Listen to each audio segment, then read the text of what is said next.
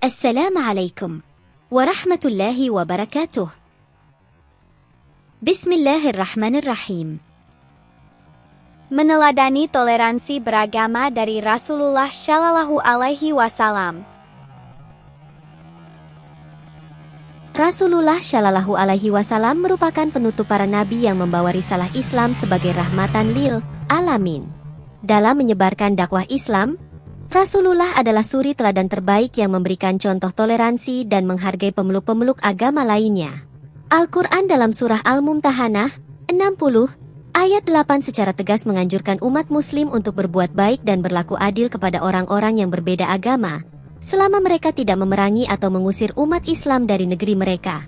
Ayat ini berlaku untuk semua orang, termasuk orang Yahudi, Kristen, Buddha, Zoroaster, ateis, dan Hindu.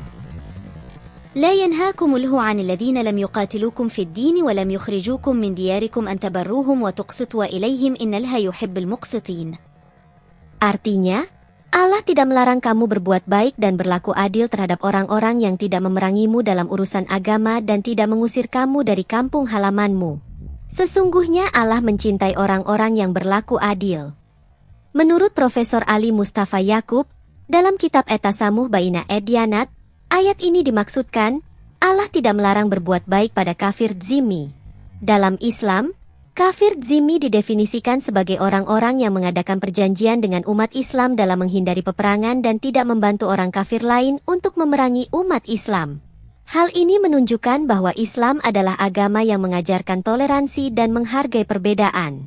Lebih lanjut, ayat ini juga menjelaskan bahwa Allah tidak melarang bersikap adil dan bermuamalah dengan orang kafir dalam ajaran Islam. Sebaliknya, Islam mendorong umatnya untuk menjalani kehidupan yang adil dan berlaku adil terhadap semua orang, terlepas dari keyakinan agama mereka. Sikap kasih sayang, keadilan, dan etika dalam berinteraksi dengan orang kafir adalah prinsip-prinsip yang sangat ditekankan dalam agama Islam.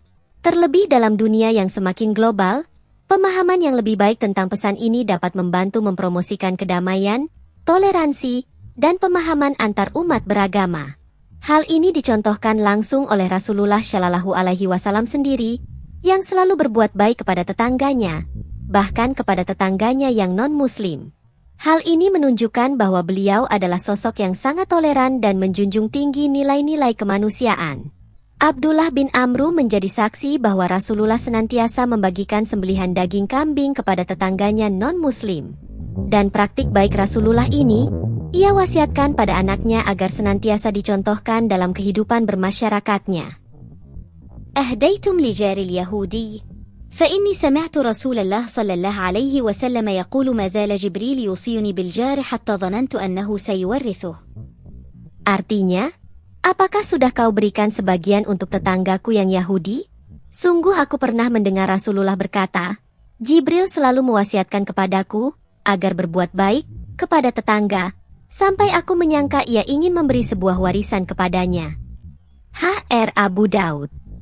Lebih lanjut, Profesor Ali Mustafa Yakub dalam buku Kerukunan Umat dalam Perspektif Al-Quran dan Hadits, mengungkapkan bahwa relasi baik Nabi Muhammad Shallallahu Alaihi Wasallam dengan umat agama lain, terutama agama Nasrani, sudah terbina sejak awal sebelum menjadi rasul. Hal ini dibuktikan dengan fakta bahwa orang Kristen pertama yang dikenal Nabi Muhammad Shallallahu Alaihi Wasallam adalah Warakah bin Naufal, seorang pendeta Kristen yang juga merupakan sepupu dari istri Nabi Shallallahu Alaihi Wasallam, Khadijah. Ketika Nabi Muhammad Shallallahu Alaihi Wasallam pertama kali menerima wahyu, beliau merasa bingung dan khawatir. Kemudian, Khadijah mengajak Nabi Shallallahu Alaihi Wasallam untuk menemui Warakah untuk meminta penjelasan. Warakah membenarkan apa yang dialami oleh Nabi Shallallahu Alaihi Wasallam dan mengatakan bahwa beliau adalah seorang nabi yang diutus oleh Allah Subhanahu wa Ta'ala. Warakah juga mengatakan bahwa beliau akan membela Nabi Shallallahu Alaihi Wasallam jika beliau diusir oleh kaumnya. Saat pertemuan singkat itu, Warakah berkata, "Alangkah beruntungnya, seandainya aku masih hidup dan masih kuat pada saat kamu diusir oleh kaummu. Seandainya aku masih hidup, maka aku akan membelamu di saat itu." Peristiwa ini menunjukkan bahwa relasi antara Nabi Muhammad Shallallahu Alaihi Wasallam dengan umat agama lain, terutama agama Nasrani, didasarkan pada rasa saling menghormati dan menghargai. Nabi Muhammad Shallallahu Alaihi Wasallam tidak pernah memaksakan ajaran Islam kepada orang-orang non-Muslim, dan beliau selalu memperlakukan mereka dengan baik. Lebih jauh lagi, interaksi antara Nabi Muhammad dan umat Kristen juga sudah terjalin sejak awal, sekitar 8 tahun sebelum hijrah ke Madinah. Pada saat itu, umat Islam di Makkah mengalami penindasan dan kekerasan dari kaum kafir Quraisy. Nabi Muhammad kemudian memerintahkan kaum Muslim untuk hijrah ke Habasyah, sebuah negara Kristen yang dipimpin oleh Raja Negus yang terkenal adil dan bijaksana. Hijrah pertama ke Habasyah berjumlah sekitar 16 orang sahabat. Mereka tinggal di Habasyah selama beberapa bulan.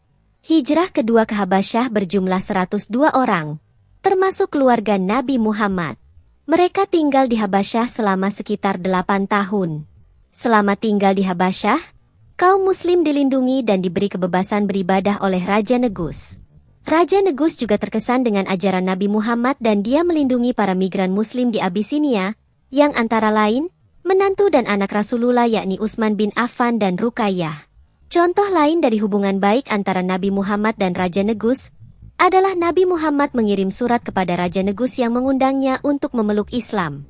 Raja Negus menerima surat tersebut dengan hormat, dan dia membacanya kepada uskup-uskupnya. Para uskup juga terkesan dengan surat tersebut, dan mereka mengatakan bahwa itu berasal dari seorang nabi. Raja Negus tidak secara terang-terangan memeluk Islam, tetapi dipercayai bahwa dia menerima Islam dalam hatinya. Dia meninggal beberapa tahun kemudian, dan Nabi Muhammad merasa sedih atas kematiannya. Hubungan baik antara Nabi Muhammad dan Raja Negus adalah pengingat akan pentingnya toleransi dan menghormati orang-orang dari keyakinan yang berbeda. Ini juga merupakan pengingat akan kekuatan Islam untuk menyatukan orang-orang dari latar belakang yang berbeda. Kisah lain menceritakan contoh praktik baik Rasulullah, yakni membiarkan non-muslim masuk masjid dan sembahyang ala Kristen di Masjid Nabawi. Kisah utusan Najran yang datang ke Madinah untuk menemui Nabi Muhammad Shallallahu Alaihi Wasallam merupakan kisah yang menunjukkan toleransi dan sikap terbuka Islam terhadap pemeluk agama lain.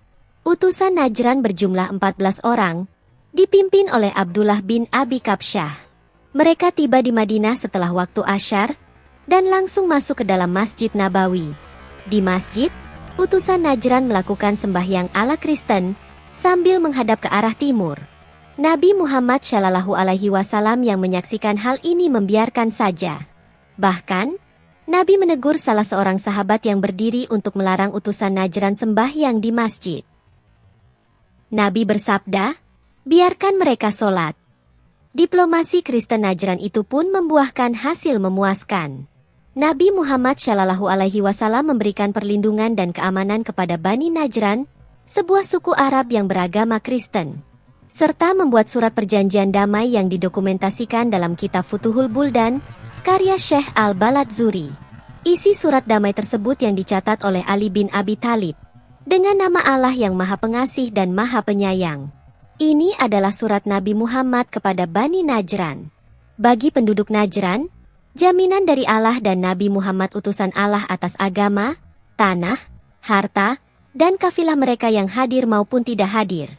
Semisal mereka tidak mengubah apa yang sudah ada dan tidak mengubah hak-hak mereka. Uskup, pendeta, dan penjaga gereja tak boleh diganggu apa yang ada di tangan mereka baik sedikit maupun banyak.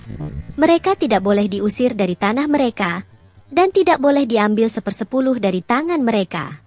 Tanah mereka tak boleh diinjak oleh tentara kaum muslimin.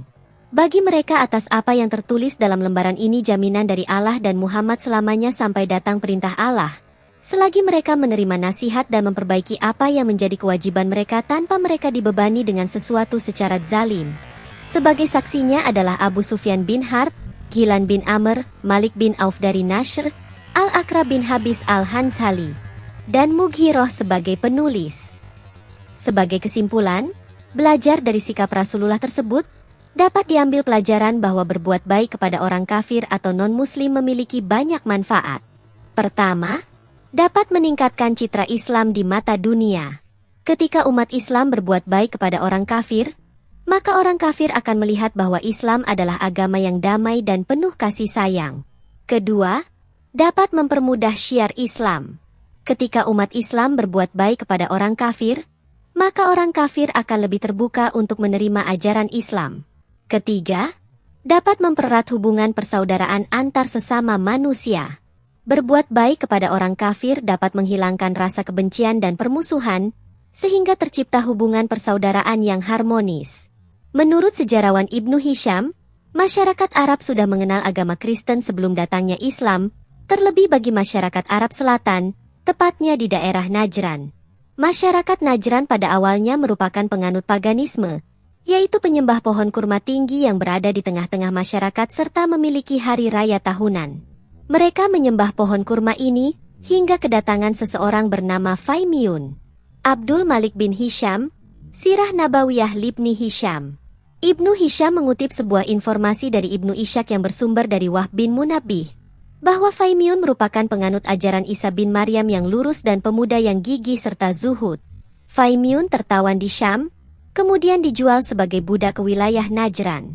Ketika sampai di Najran, dia melihat masyarakat yang menyembah kurma, maka dia menyeru agar mereka menyembah Allah Subhanahu wa Ta'ala.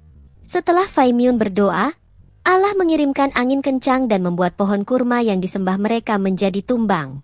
Sejak saat itu, mereka mengikuti ajaran Kristen sebagaimana yang diajarkan Faimiun. Dalam kitab yang sama, Ibnu Hisham menyebut bahwa ratusan tahun setelah Faimiun menyebarkan ajaran Kristen, masyarakat Kristen Najran banyak melakukan penyimpangan hingga Allah mengutus Rasulullah membawa risalah Islam di Jazirah Arab. Kabar datangnya Rasulullah sebagai penutup para nabi yang telah disebutkan dalam kitab Injil membuat Raja Najran mengutus delegasi yang terdiri dari 14 orang tersebut untuk menemui Rasulullah di Madinah. Ke-14 delegasi Najran tersebut dicatat oleh Ibnu Hisham, yaitu Al-Aqib Abdul Masih, As-Said Al-Aiham, Abu Haritsah bin Alkamah saudara Bani Bakar bin Wail, Aus, Al-Harits, Zaid, Kais, Yazid, Nabaih, Huwailid, Amr, Khalid, Abdullah, Johannes. Ketika pertama kali datang ke Madinah, mereka langsung menemui Rasulullah di kediaman beliau di sekitar Masjid Nabawi. Kedatangan mereka bertepatan dengan waktu Asyar yang menjadi waktu mereka untuk beribadah. Mereka kemudian berdiri lalu menghadap ke timur dan memulai ibadahnya. Rasulullah yang menyambut langsung kedatangan mereka membiarkannya melaksanakan ibadah di Masjid Nabawi hingga selesai. Kedatangan para delegasi ini bertujuan untuk melakukan dialog dan ingin mengenal Islam lebih dalam. Mereka kemudian bertanya berbagai hal, khususnya mengenai Allah dan Nabi Isa Al-Masih dalam Al-Quran. Dalam dialog ini, Allah menurunkan surat Ali Imran ayat pertama hingga ke-80-an yang menjelaskan tentang hakikat keesaan Allah, Nabi Isa Al-Masih sebagai utusan Allah, dan berbagai pandangan lainnya yang berbeda dari mereka. Dengan landasan wahyu yang Allah turunkan, Nabi Muhammad menyampaikan agar mereka menyembah Allah dan mengakui Nabi Muhammad sebagai utusannya. Namun mereka masih ragu untuk memeluk Islam pada waktu itu. Mereka meminta tenggat waktu untuk belajar Islam, dan meminta dikirimkan sahabat Nabi untuk mengajarkan Islam kepada mereka. Maka Nabi Muhammad memerintahkan sahabat Abu Ubaidah bin Al-Jarrah untuk pergi bersama mereka dan mengajarkan Islam di sana. Sebelum mereka pergi, Rasulullah Shallallahu Alaihi Wasallam memberikan perjanjian dengan orang Kristen Najran, sebagaimana berikut, dengan nama Allah yang Maha Pengasih lagi Maha Penyayang. Dari Muhammad sebagai Nabi kepada Uskup Abul Harits, Uskup-Uskup Najran, para pendeta, para rahib, dan semua orang yang ada di bawah kuasa mereka sedikit maupun banyak. Perlindungan Allah dan Rasul-Nya.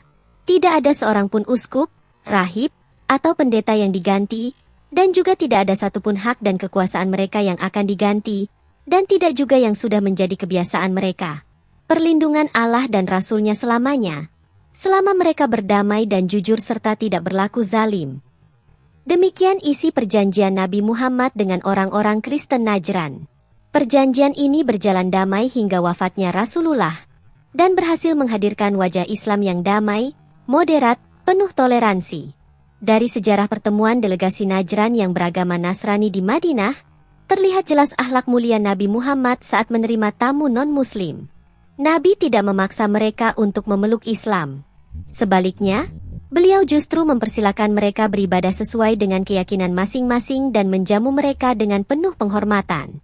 Sikap toleran Nabi ini bisa menjadi teladan bagi setiap Muslim agar pilar persatuan dan perdamaian yang berlangsung di tengah masyarakat bisa tetap terjaga dengan baik.